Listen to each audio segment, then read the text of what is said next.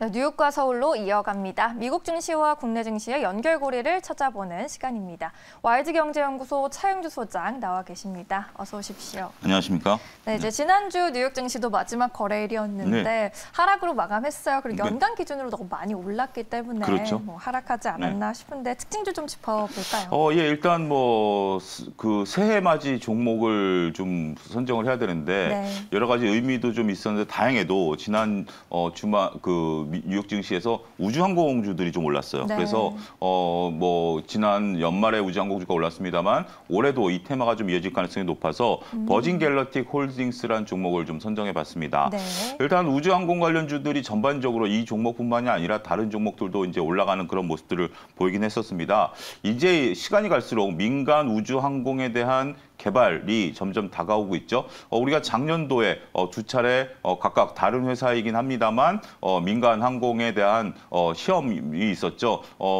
일단 뭐 비용은 어마어마한 비용입니다만 아직은 백만장자 위주로의 어떤 시대이긴 합니다만 그래도 우주를 우리가 민간이 갈 수 있다라는 점, 이러한 점들이 새로운 시대를 열었다 이렇게 좀 말씀드릴 수가 있겠죠. 우주항공에 대한 테마는 계속해서 우리의 꿈과 희망을 갖고 커나갈 그런 테마다라고 좀 말씀드릴 수가 있겠습니다. 우리나라도 이와 관련해서 다양한 개발들을 이제 뭐 모색하고 있는데요. 일단 뭐 글로벌리 그동안 멈췄었던 우주항공이 이제 민간이 이제 그전에는 정부 주도였었죠. 하지만 이제는 민간 주도로 또 같이 경쟁하에 이루어진다는 점에 있어서 우리가 내년도에 아까 올해 살펴봐야 될 중요한 테마가 아니겠는가 말씀드릴 수가 있겠습니다. 네, 우주항공 관련주 그리고 뉴욕 증시 안에서는 버진 갤럭틱 짚어주셨는데요. 13달러 38센트의 종가를 형성해놨습니다.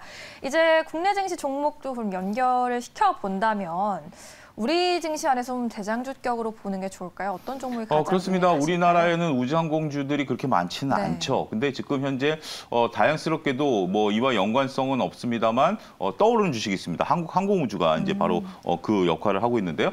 주가 차트가 현재 지금 그 V자의 형태를 나타내면서 상당히 좀 고무적인 형태를 좀 나타내고 있습니다. 올해 일단은 지금 현재 몇 가지 이벤트가 있죠. 상반기 때 작년에 실패했었던 누리호에 대한 재차 발사 이제 이벤트가 있죠. 이런 것들에 따라서 전체적으로 발사에 대한 어떤 기대감, 이제는 뭐 성공에 거의 근접했다 이렇게 좀 말씀드릴 수가 있겠죠. 또 하반기에는 달 위도 개성에 대한 어떤 기대감 이런 것들도 현재 지금 언론에서 흘러나오고 있습니다.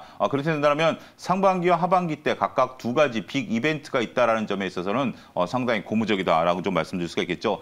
또 더군다나 한국항공우주 같은 경우 우리가 이제 방산업체죠. 따라서 글로벌 방산 산업에 대한 수출 기대감까지 현재 지금 안고 있다라고 말씀드릴 수가 있겠습니다. 우리가 이제 T 시리즈 항공기가 중동에 올해 수출 가능성이 상당히 어느 때보다 높아져 있는 그런 상황이다라고 말씀드릴 수가 있겠죠. 그렇게 된다면 올해 우주항공 테마는 작년에 연말부터 조금 움직이긴 했습니다만 새로운 모멘텀을 차지할 수 있을 것으로 보여집니다. 우리가 일단은 그 상반기와 하반기 때 계획하고 있는 그런 부분들이 성공이 된다면 우리도 옛날에 이 항공우주가 개발되기 전에는 우리나라 인공위성을 뭐 러시아라든지 뭐 인도라든지 이런 나라들에 위탁해서 쏘아 올리는 그런 그 과거 사례가 있었는데 우리가 이제 하게 된다면 그 우리나라의 높은 기술력을 바탕으로 해서 다른 나라들의 인공위성을 우리가 대신 쏘아 올리면서 또 한 가지의 캐시카우 역할을 할 가능성도 높아진다는 거죠. 더군다나 이렇게 된다면 우리나라에 있어서의 다양한 우주항공 그 기술들 이런 부분들까지도 업그레이드될 가능성이 높기 때문에 우주항공 테마에 대한 부분들은